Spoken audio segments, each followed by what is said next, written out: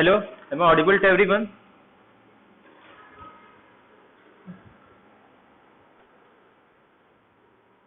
Good evening to all of you.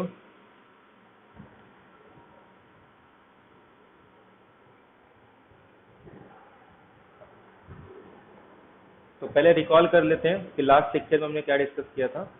फिर तो sequence topic हमने स्टार्ट किया था, ठीक है। तो सबसे पहले हम लोग डेफिनेशन देखे थे कि सीक्वेंस का डेफिनेशन क्या होता है। तो सीक्वेंस किसी सेट के एलिमेंट को हम अरेंज करते हैं, ये सिंपल मीनिंग होता है किसी भी सीक्वेंस का, the arrangement of numbers. But यहाँ पे हम लोग जो नंबर को अरेंज करेंगे वो कैसे नंबर को अरेंज करना है, रियल नंबर्स को। तो रियल नंबर्स को जो अरेंज करेंगे तो वो हम सिंपल मीनिंग होता है सीक्वेंस का। या फिर अगर फंक्शन के टर्म्स में बोलूँ तो sequence is a function from natural number two real number, जिसमें ये जो डोमेन है ये बताता है कि रियल नंबर का कौन सा एलिमेंट फर्स्ट एलिमेंट है, कौन सा एलिमेंट सेकेंड है। यानी कि रियल नंबर जो पहले अरेंज नहीं था, हम उसके नंबर को क्या कर रहे हैं, अरेंज कर रहे हैं। तो ये सिंपल मीनिंग होता है सीक्वेंस का। तो sequence is a function from natural number two real number, और इसको किसी भी वो सारे सेट जो नेचुरल नंबर के सिमिलर है उससे मैं इसको रिप्लेस कर सकता हूँ। क्योंकि ये सारे सेट का मतलब क्या होता है कि सेट कि इसके हर एक एलिमेंट को मैं क्या कर सकता हूँ, नंबरिंग दे सकता हूँ कि कौन सा एलिमेंट फर्स्ट है, कौन सा एलिमेंट सेकेंड है। इसमें छोटे बड़े का कोई लिहाज नहीं होता। जस्ट क्या होता है कि कौन सा एलिमेंट फर्स्ट आएगा, सेकेंड आएगा, थर्ड आएगा, फोर्थ आएगा। हो सकता है कि फर्स्ट एलिमेंट सबसे ग्रेटर हो, सेकेंड एलिमेंट स्मॉल हो सकता है। तो इसी पे डिपेंड करता है कि सीक्वेंस इंक्रीजिंग है या डिक्रीजिंग, या आगे हम लोग डेफिनेशन डिस्कस करेंगे। उसके बाद सीक्वेंस के अंदर कुछ टर्म्स हमने डिस्कस किए थे कि जब भी मैं सीक्वेंस डिफाइन करता हूँ तो ये क्या होता है, एक नेचुरल नंबर से लेके रियल नंबर तक एक सीक्वेंस बनता है। तो जिसके रेंज को हम लोग डिनोट करते हैं इससे, और इसके एलिमेंट कैसे रहते हैं, A1 A2 इस तरीके से। या फिर और कैसे लिख सकते हैं हम लोग कि नेचुरल नंबर के एलिमेंट कैसे होंगे, f(1) f(2) इस तरीके से। यानी कि नेचुरल का इमेज लेना है हमको, इसको बोलते हैं सीक्वेंस का फर्स्ट एलिमेंट, सीक्वेंस का सेकंड एलिमेंट, या फिर first terms of sequence, second term of sequence, इस तरीके से इसको लिख। बट सीक्वेंस के अंदर हम लोग ने इसको नोटेशन दिया an, जिसमें A1 को फर्स्ट एलिमेंट, A2 को सेकंड एलिमेंट, या फिर xn भी यूज कर सकते हैं, कोई भी सिंबल यूज कर सकते हैं an या xn। तो इसको लिखेंगे x1 x2 sol up to इस तरीके से। तो ये जो जितने भी डिस्टिंक्ट एलिमेंट आते हैं उसको हम लोग क्या बोलते हैं, range set of a sequence. तो सबसे पहले हम लोग क्या फाइंड आउट करते हैं, किसी भी सीक्वेंस का रेंज सेट।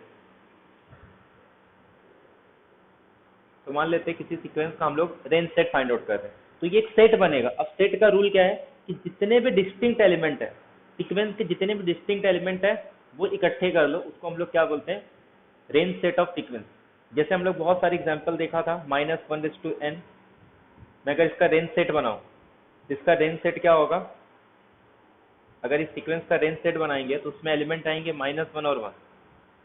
ऐसे अगर सपोज मैं इसका रेंज सेट बनाऊं तो इसके रेंज सेट के अंदर, सीक्वेंस के अंदर कौन से एलिमेंट आएंगे, 1 2 3 4, ये सारे एलिमेंट आएंगे। ऐसे अगर मैं -n ले लूं तो इसके रेंज सेट के अंदर आएंगे एलिमेंट -1 -2 ये। तो ऐसे जितने भी डिस्टिंक्ट एलिमेंट होते हैं वो क्या हो जाएंगे, इस सीक्वेंस के रेंज सेट के अंदर एलिमेंट आ गए।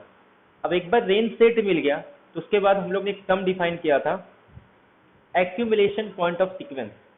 तो सीक्वेंस का एक्यूमुलेशन पॉइंट फाइंड आउट करना। तो सीक्वेंस का एक्यूमुलेशन पॉइंट फाइंड करने के लिए अपने को सेट चाहिए, तो हम लोग क्या करते हैं, सीक्वेंस के रेंज सेट का हम लोग क्या फाइंड आउट करते हैं, एक्यूमुलेशन पॉइंट। इससे अपने को क्या पता चला कि जो रेंज सेट होता है या तो वो फाइनाइट होगा, या तो सीक्वेंस का रेंज सेट कैसा होगा, काउंटेबली इनफाइनाइट होगा। क्योंकि सीक्वेंस का जो डोमेन, मतलब जो लोग सीक्वेंस डिफाइन करते हैं, अगर ये एक फंक्शन है जिसका डोमेन क्या आ रहा है, नेचुरल नंबर, और अगर जब भी डोमेन नेचुरल नंबर है तो उसका जो रेंज होगा वो कभी भी नेचुरल नंबर को क्रॉस नहीं कर सकता, या फिर उसको एक्सीड नहीं कर सकता। ज्यादा से ज्यादा कितने नंबर ऑफ एलिमेंट हो सकते हैं, जितने नंबर ऑफ एलिमेंट डोमेन के अंदर होंगे। तो डोमेन नेचुरल नंबर है, अगर इसके पास countably infinite number of elements है तो इसके रेंज के अंदर मैक्सिमम कितने नंबर ऑफ हो सकते हैं, काउंटेबली इनफाइनाइट। तो अगर रेंज सेट मेरा फाइनाइट हो गया तो हम लोग क्या कहते हैं कि इसका एक्यूमुलेशन पॉइंट क्या आ जाएगा, एम्प्टी। अगर काउंटेबली इनफाइनाइट है, इस केस में डिपेंड करता है इसके रेंज सेट के पास कितने नंबर ऑफ इसके कौन से एलिमेंट एसीपी है या नहीं है। क्लियर है सबको ये? तो इनफाइनाइट सेट के पास लिमिट एक्यूमुलेशन पॉइंट हो सकता है, लेकिन फाइनाइट सेट के पास नहीं होगा। बट यहां पे हम लोग लिमिट पॉइंट यूज करते हैं। अब लिमिट पॉइंट का मतलब क्या होता है, या तो वो उसके रेंज सेट का एक्यूमुलेशन पॉइंट हो, या फिर जिस एलिमेंट को मैं कोई भी रियल नंबर अगर वो सीक्वेंस के अंदर इनफाइनाइट टाइम्स रिपीट हो रहा है तो भी हम लोग उसको क्या बोलेंगे, लिमिट पॉइंट। या फिर ऐसे बोल सकते हैं कि किसी भी पॉइंट को अगर इसको लिमिट पॉइंट बोलना है तो मैं इसके अराउंड कोई भी डेल्टा, कोई भी नेबरहुड ले लूं, सीक्वेंस के इनफाइनाइट टर्म्स क्या होने चाहिए, इस नेबरहुड के अंदर आने चाहिए। बाहर कितने होंगे इससे मतलब नहीं है, लेकिन इस नेबरहुड के अंदर सीक्वेंस के इनफाइनाइट टर्म्स होने चाहिए। अगर कोई भी ऐसा पॉइंट मिल जाए जिसके नेबरहुड में, कोई कितना भी छोटा नेबरहुड ले लो, अगर इसके नेबरहुड में सीक्वेंस के इनफाइनाइट टर्म्स आ गए तो उसको हम लोग क्या बोलते हैं, लिमिट पॉइंट। क्लियर है सबको ये? और हम लोग ने देखा था बाउंडेड सेट। किसी भी सीक्वेंस को बाउंडेड कब बोलते हैं, जब उसका रेंज सेट क्या होना चाहिए, बाउंडेड। किसी भी सीक्वेंस को बाउंडेड बताना है तो उसका सेट, जो भी सीक्वेंस है उसका रेंज सेट निकाल लो। अगर उसका रेंज सेट बाउंडेड है तो सीक्वेंस बाउंडेड है। सीक्वेंस बाउंडेड है उसका मतलब उसका रेंज सेट बाउंडेड होगा। ये if and only if condition है। A sequence is said to be bounded if and only if its range set is bounded।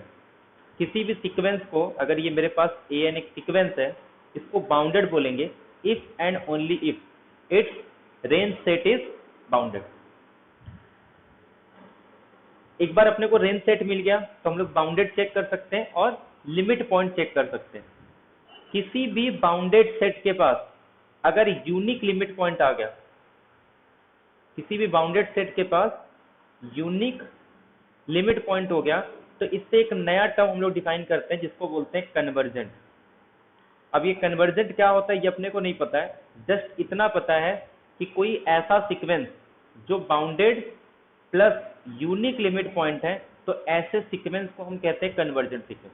अब कन्वर्जेंट सीक्वेंस क्या होता है ये बाद में डिस्कस करेंगे, बट फिलहाल के लिए अपने को ऐसा पता है, इतना पता है कि कोई भी सीक्वेंस दिया है, हम उसका रेंज सेट निकालेंगे, चेक करेंगे वो सीक्वेंस बाउंडेड है या नहीं।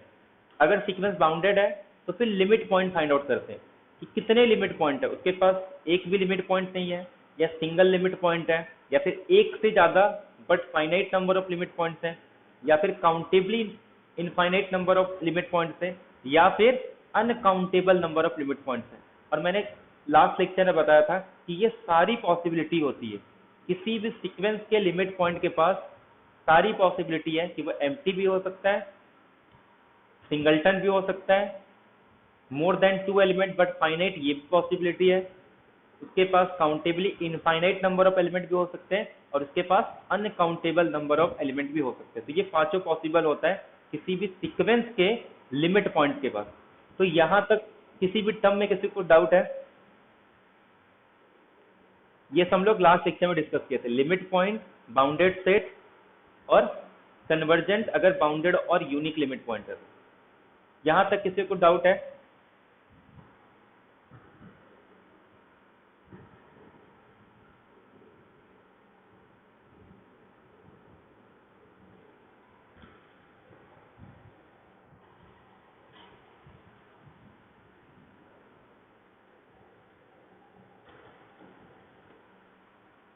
अब लास्ट लेक्चर में हम लोग ने एक एग्जांपल देख रहे थे कि an is equal two plus minus 1/n 1+1/n।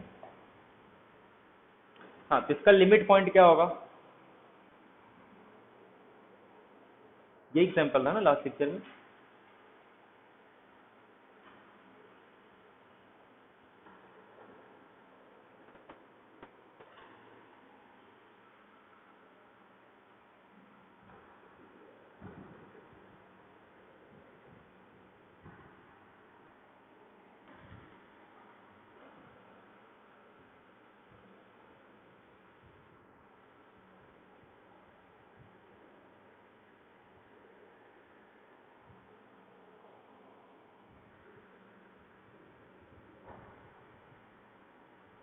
-1 और 1, तो चेक करते हैं। अगर मैं इसका a1 निकालूं तो यहाँ पे जब 1 पुट करेंगे, या फिर सबसे सिंपल चीज क्या है, जब भी ऐसा -1/n आता है ना, इसको इवन ऑड में ब्रेक कर दो, सबसे पहला स्टेप। तो जब इसको इवन ऑड में ब्रेक करेंगे, n जब 2k है यानी कि इवन आएगा, तो ये सिंपल आंसर क्या आ जाएगा, 1 + n। और जब भी n ऑड होगा तो इसका आंसर आ जाएगा -1 -1/n। अब थोड़ा ध्यान दो यहाँ पे, जब मैं इवन यहाँ पे पुट कर रहा हूँ तो ये कैसे आएगा, जब मैं यहाँ पे 2 पुट करूंगा तो इसका आंसर क्या आने वाला है, 2 पुट करने पे ये 3/2, तो ये सपोज 1, ये 2, तो मतलब यहाँ पे आ जाएगा इसका a1। जब मैं यहाँ पे 4 पुट करूंगा तो ये क्या आ जाएगा, ये हो गया अपने पास 1.5। फिर यहाँ पे आ जाएगा ये 1.25। जैसे मैं यहाँ पे 6 पुट करूंगा तो ये कितना आ जाएगा अपने पास, 1 + 1.167। जैसे मैं यहाँ पे 8 पुट करूंगा तो ये आ जाएगा 1.125। जैसे मैं यहाँ पे 10 पुट करूंगा तो 1.1 आ जाएगा। जैसे मैं यहाँ पे 12 पुट करूंगा तो 1.0833 ऐसा आ जाएगा। फिर ऐसे ही जब पुट करेंगे 14 तो ये 1.07। तो इसका मतलब क्या हो रहा है कि ये धीरे धीरे डिक्रीज हो रहा है, पहले 1/2, फिर ऐसे ऐसे ऐसे धीरे धीरे धीरे धीरे धीरे धीरे धीरे धीरे ये। तो एक काम करो, ये 1 को भूल जाओ, ये वैल्यू मैक्सिमम कितना कम हो सकता है, ये मेरे पास 1 है, ये तो फिक्स वैल्यू है ना, ये तो चेंज होगा नहीं। 1/n इवन टर्म में सबसे पहले कहाँ आएगा, यहाँ पे सपोज 1/2। अगर ये मैक्सिमम गया तो मैक्सिमम कितना हो सकता है, ये ज्यादा से ज्यादा ये डिक्रीज हो ना धीरे धीरे। अगर मैं इस पे ध्यान दूं तो ये मेरा कैसा सीक्वेंस है, डिक्रीजिंग सीक्वेंस है। तो ये धीरे धीरे क्या हो रहा है, इसकी वैल्यू कम हो रही है। तो ये कम से कम कितना हो सकता है, ये यहाँ पे यहाँ मत देखो, यहाँ पे देखो इवन वाले टर्म में कम से कम कितना हो सकता है, ये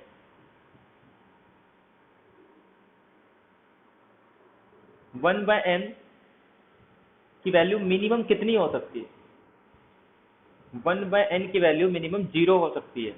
तो 1 + 0, तो ये टोटल पूरा मिनिमम कितना हो सकता है, 1। मतलब ये सीक्वेंस की वैल्यू कितनी भी कम हो, ये कभी भी 1 को क्रॉस नहीं करेगा। मतलब ये सीक्वेंस धीरे धीरे 1/1.5 से लेके कहां तक जा रहा है, 1 तक। अब यहाँ पे ध्यान दो, अगर जैसे मैं यहाँ पे 1 पुट करता हूँ और नंबर 1 से स्टार्ट हो रहा है, तो ये आएगा यहाँ पे -2।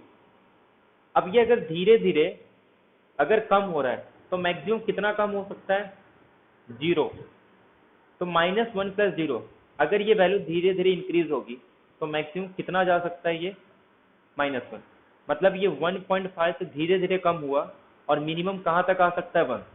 ये -2 से धीरे धीरे इंक्रीज हो रहा है और मैक्सिमम कहाँ तक आ सकता है, -1। ये मिनिमम 1 तक जा सकता है और ये मैक्सिमम -1 तक। ये धीरे धीरे कम होके मिनिमम 1 और ये धीरे धीरे मैक्सिमम होके -1 तक। तो मतलब ये कम होके -1 तक जा रहा है, अरे मैक्सिमम होके धीरे धीरे इंक्रीज होके -1 तक जा रहा है, और ये धीरे धीरे डिक्रीज होके 1 तक जा रहा है। अब बताओ इसका सुप्रीमम और इन्फीमम क्या होगा। इस सीक्वेंस की जितने भी वैल्यू है वो किसके बीच में लाई कर रही है। अगर मैं सीक्वेंस का सुप्रीमम और सीक्वेंस का इन्फीमम निकालूं तो सीक्वेंस का सुप्रीमम क्या होगा,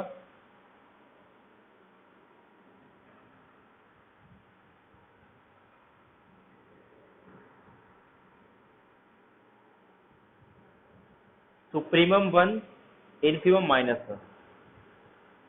इसके इसके लिमिट पॉइंट क्या क्या थे अपने पास? इसका लिमिट पॉइंट क्या आएगा सीक्वेंस का? अरे सुप्रीमम एन, सुप्रीमम एन क्या आएगा? 1.5 आएगा और ये -2 आएगा। सुप्रीमम 1.5, क्योंकि इसकी सारी वैल्यू किसके बीच में लाई कर रही है? ये कभी भी 1.5 के राइट में नहीं जा रहा है। जब भी वैल्यू किसी एक फिक्स वैल्यू के राइट में नहीं जाता है तो उस फिक्स वैल्यू को क्या बोलते हैं हम लोग? उसका सुप्रीमम। जब कोई ऐसी फिक्स वैल्यू मिल जाए कि उस सेट का या उस सीक्वेंस का कोई भी टर्म उसके लेफ्ट में नहीं जा रहा है, तो ऐसे पॉइंट को क्या बोलते हैं हम लोग? उसको इन्फीमम बोलते हैं। तो ये इन्फीमम -2 आ जाएगा, सुप्रीमम 1.5। इसके लिमिट पॉइंट कौन कौन से?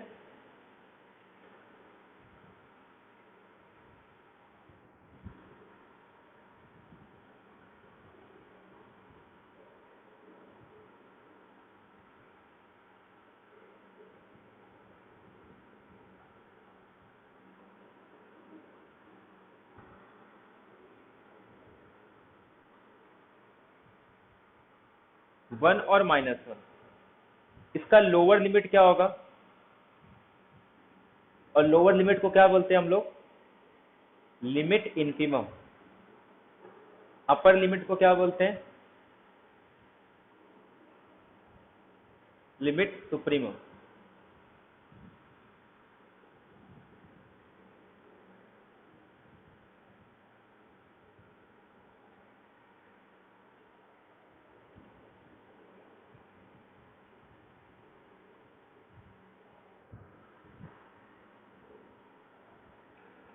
तो ये हो गया इसका लिमिट इन्फीमम और ये हो गया इसका लिमिट सुप्रीमम। मतलब ये जो सीक्वेंस है ये इसका इन्फीमम वैल्यू है, ये इसका सुप्रीमम वैल्यू है। -1 जो है इसको क्या बोलेंगे हम लोग? इसका ये लिमिट इन्फीमम है और ये लिमिट सुप्रीमम है। तो नाम से समझ में आ रहा है ये पूरे सीक्वेंस का इन्फीमम है, ये पूरे सीक्वेंस का सुप्रीमम है। ये लिमिट का इन्फीमम, लिमिट इन्फीमम मतलब लिमिट का जो सबसे इन्फीमम वैल्यू होगा, और ये लिमिट सुप्रीमम मतलब जितने भी पहले लिमिट निकालो और उसमें सबसे सुप्रीमम वैल्यू। तो लिमिट सुप्रीमम या फिर इसी को बोलते हैं लिमिट सुपेरियर बोलते हैं इसको, और इसको क्या बोलते हैं? Limit inferior. तो डेफिनेशन क्लियर है लिमिट सुपेरियर और लिमिट इन्फेरियर का, और ये उसका नोटेशन होता है। या तो ऐसे लिखो या फिर limit inferior of n, limit superior of n. इसको लोअर लिमिट भी बोलते हैं और इसको अपर लिमिट भी बोलते हैं। तो ये एग्जांपल से क्लियर है कि सीक्वेंस का इन्फीमम, सुप्रीमम, लिमिट सुपेरियर और लिमिट इंफेरियर ये चारों डिफरेंट हो सकते हैं, कोई दो सेम हो सकते हैं, दो डिफरेंट हो सकते हैं, या सारे के सारे सेम भी हो सकते हैं। अब इसमें तो कैसा हो रहा है? सब एग्जिस्ट हो रहे हैं। हो सकता है कि उसका limit superior limit inferior exist ही ना हो। ये यहां तक ये क्लियर है सबको? एक बार यस कर दो पहले।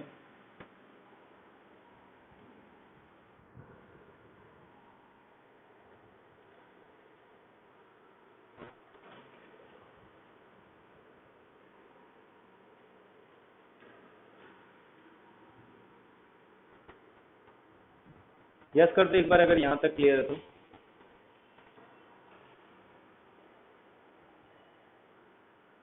हेलो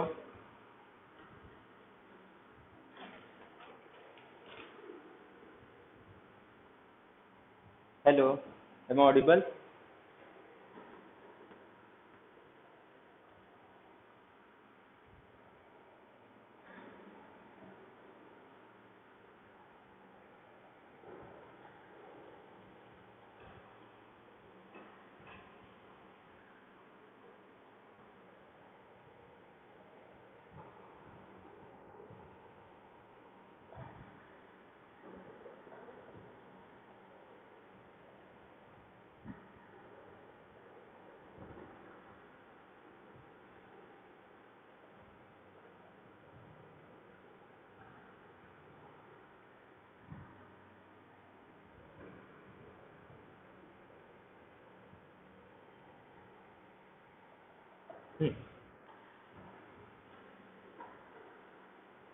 इसका सुप्रीमम बताना है, इन्फीमम बताना है, limit inferior, limit superior, limit inferior.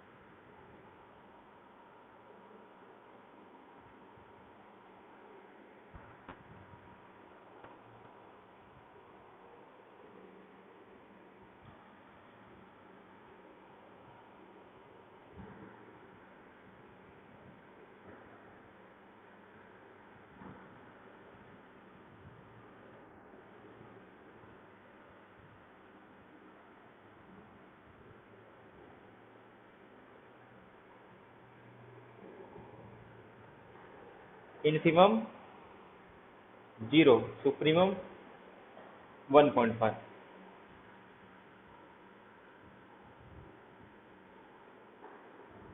Limit infimum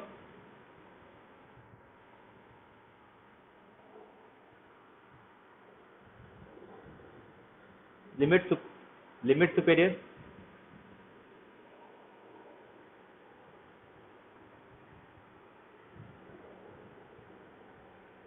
जब भी किसी सीक्वेंस का limit superior limit inferior equal होता है तो उसी को हम लोग उस सीक्वेंस का लिमिट बोलते हैं और 1।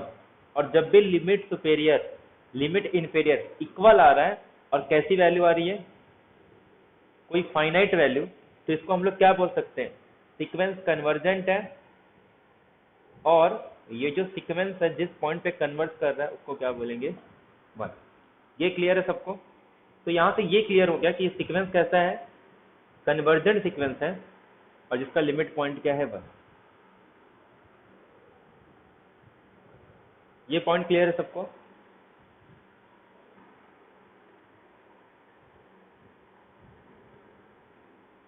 Hello?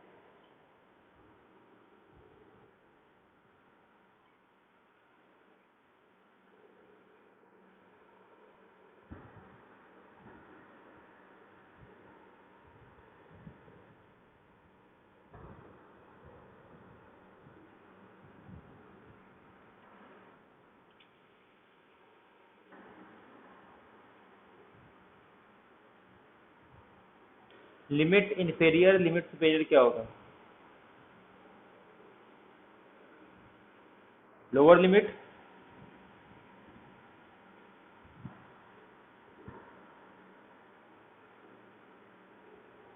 Limit inferior does not exist, क्यों?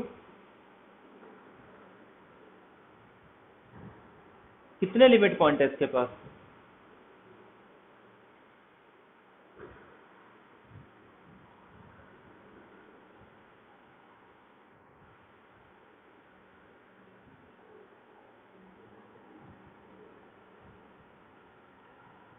अरे दोनों इन्फिनेटिव आएगा, ठीक है। इसमें लिमिट इन्फेरियर, आगे चल के हम लोग देखेंगे कि जब भी लिमिट इन सुपेरियर और लिमिट इन्फेरियर जब भी इन्फिनिटी आता है तो हम लोग बोलते हैं ये जो सीक्वेंस है वो डाइवर्ज कर रहा है। और कहाँ पे डाइवर्ज कर रहा है? इन्फिनिटी पे डाइवर्ज कर रहा है, ठीक है। तो इसका लिमिट सुपेरियर लिमिट इन्फेरियर दोनों इक्वल है, बट दोनों कैसे आ रहे हैं? इन्फिनिटी आ रहे हैं। एक डेफिनेशन हम लोग और देखेंगे। एक्चुअल में ये लिमिट पॉइंट से भी क्लियर नहीं होता, जब हम लोग सब सीक्वेंस के टर्म्स में देखेंगे ना तब इसको प्रूव करेंगे कि इसका आंसर इन्फिनिटी दोनों क्यों आ रहा है, ठीक है। अभी तक हम लोग सिर्फ लिमिट पॉइंट के टर्म्स में देख रहे हैं ना, आगे चल के हम लोग सब सीक्वेंस के टर्म्स में देखेंगे। उसमें हम लोग क्या करते हैं, पहले पूरे टर्म्स का सुपीरियर निकालते हैं, फिर फर्स्ट टर्म को डिलीट करके बाकी बचे हुए में से निकालते हैं, फिर सेकेंड को हटा के जो बचेगा उसमें से सबसे मैक्सिमम। तो ऐसे करके हम लोग एक नया सब सीक्वेंस बनाते हैं और फिर उसमें जो सबसे इन्फीमम होगा हम लोग क्या डिफाइन करते हैं? सुप्रीमम, ऐसे ही इन्फीमम डिफाइन करते हैं, ठीक है। तो फिलहाल के लिए डायरेक्ट लिमिट पॉइंट से इसको करना है। तो इसका लिमिट सुपेरियर और लिमिट इंफीरियर दोनों क्या आ रहा है? इन्फिनिटी आ रहा है।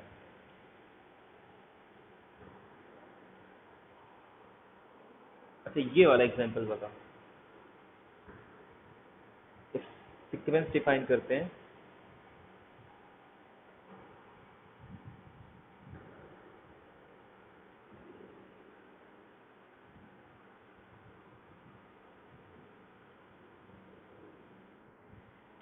बताओ इसका आंसर।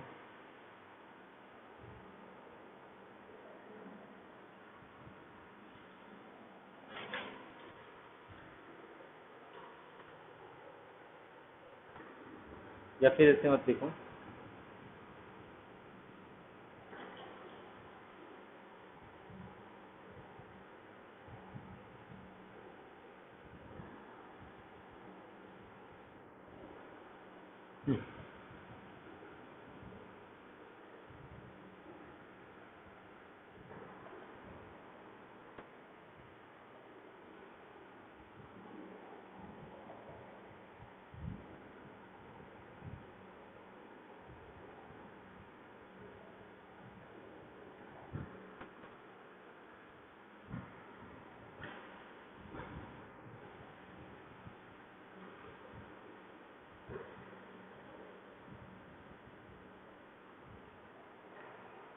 बताओ।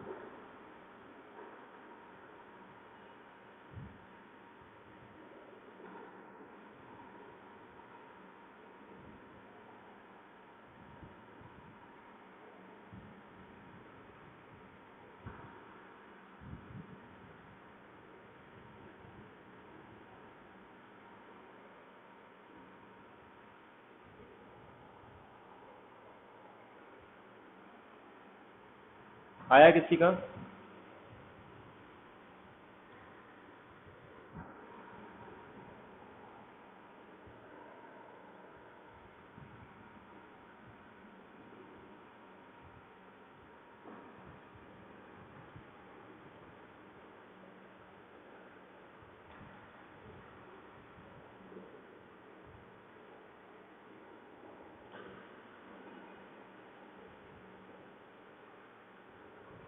लिमिट सुपेरियर 1 और लिमिट इंफीरियर 0। अब थोड़ा ध्यान दें यहाँ पे, इसका डायरेक्टली हम लोग limit inferior limit superior find out नहीं कर सकते, ठीक है? बट पहले ये दिखता कैसे, पहले वो देखते हैं। a1 दिया है 0, a2 दिया है 1, और उसके बाद जो an प्लस 2 इसको डिफाइन कैसे किया है कि जैसे मैं यहाँ पे 1 पुट करता हूँ तो a3 a1 plus a2 bye 2, तो 0 प्लस 1 बाय 2, तो ये आ जाएगा 1 बाय 2 यानी कि 0.5। ये रियल लाइन है, ये फर्स्ट टर्म मेरे पास 0 और ये सेकेंड टर्म 1, ये आ जाएगा a1 a2, और यहाँ पे उसका क्या निकालना है, उसका मीन निकालना है, ठीक है? तो 0 और 1 का मीन कितना होगा? ये मेरे पास a3 आ गया। अब a2 और a3 का मीन, a1 a2 का मीन a2 और a3 का मीन किसके बीच में आएगा? कहीं यहाँ आएगा, a4 किसके बीच में आ रहा है? ये a3 a2। अब क्या करना है मुझे? a3 और a4 का मीन निकालना है। a3 a4 का मीन क्या आ जाएगा? यहाँ पे कहीं a5, फिर a4 a5 का मीन, तो यहाँ पे एक चीज ध्यान दे रहे हो, यहाँ पे ये बन कैसे रहा है? a1 a2 इसका मीन कहाँ पे आएगा? सपोज ये मेरे पास आगे कुछ a1 a2 का मीन a3 a2 का मीन a4, उसके बाद फिर a3 a4 का मीन a5, a4 a5 का मीन a6, a6 a5 का मीन a7। यहां से कुछ नोटिस हो रहा है?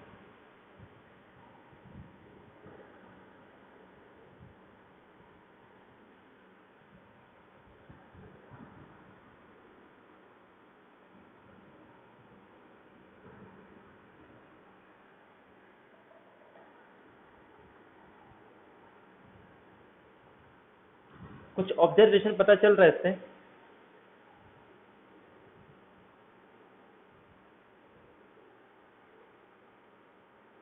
क्या ऑब्जर्वेशन, क्या पता चल रहा है इससे?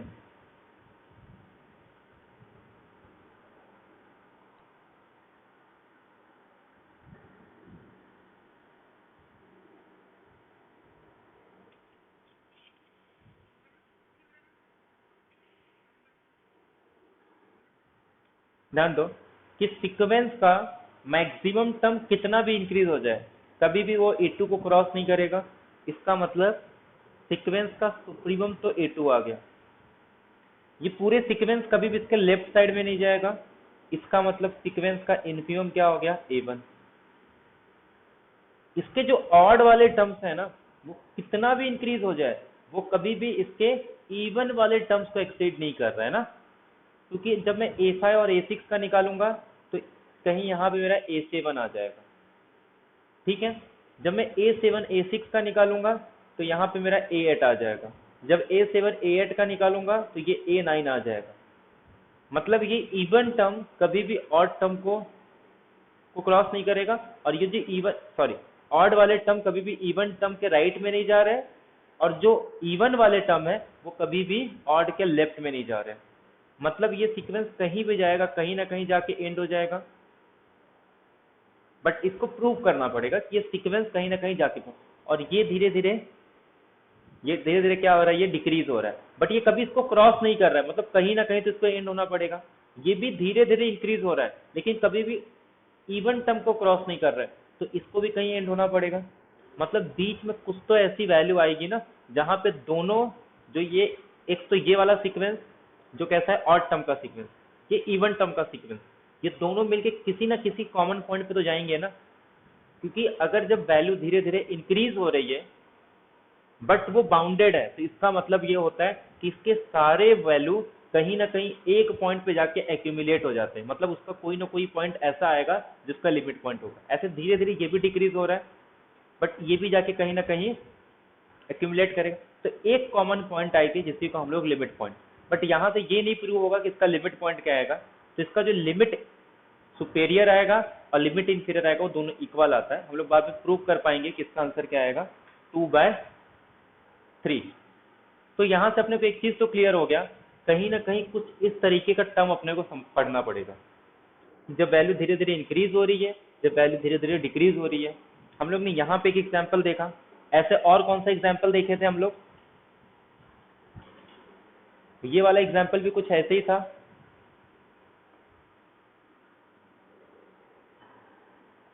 यहाँ पे अपने पास -2, यहाँ पे 1.5, बीच में कहीं आके ये कन्वर्ट हो रहा था।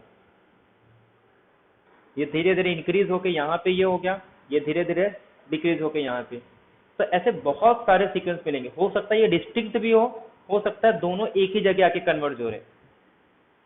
जैसे 1 प्लस, अरे ये वाला, ये एग्जाम्पल है ना, ये यहाँ से कन्वर्ज हो रहा है 1 पे, धीरे धीरे इंक्रीज हो रहा है, और ये धीरे धीरे डिक्रीज 1 पे कन्वर्ज हो रहा है। और कौन सा एग्जाम्पल देखे थे हम लोग? -1/n 1 + 1/n, ये यहाँ से इंक्रीज होके यहाँ रुक गया था, और ये यहाँ से डिक्रीज होके कहीं यहाँ रुक गया था, एक -1 पे और एक 1 पे। तो मतलब कुछ टर्म्स धीरे धीरे इंक्रीज हो रही है और कुछ टर्म धीरे धीरे डिक्रीज हो रहा है। तो अगर ये बाउंडेड आ गया तो इसका मतलब ये कहीं ना कहीं जाके रुकता है। अब अगर किसी पॉइंट पे जाके ये एंड हो रहा है, अगर कोई बढ़ भी नहीं रहा, मतलब कोई इंक्रीजिंग सीक्वेंस किसी पॉइंट पे जाके अगर एंड हो रहा है, तो मतलब कहीं ना कहीं वहां पे एक लिमिट पॉइंट आता है। ऐसे ही कोई भी इंक्रीजिंग सीक्वेंस या तो वो अनबाउंडेड होगा, अगर बाउंडेड आ रहा है तो उसके पास एक लिमिट पॉइंट आ जाता है। ठीक है, तो अभी हम लोग डिस्कस करेंगे।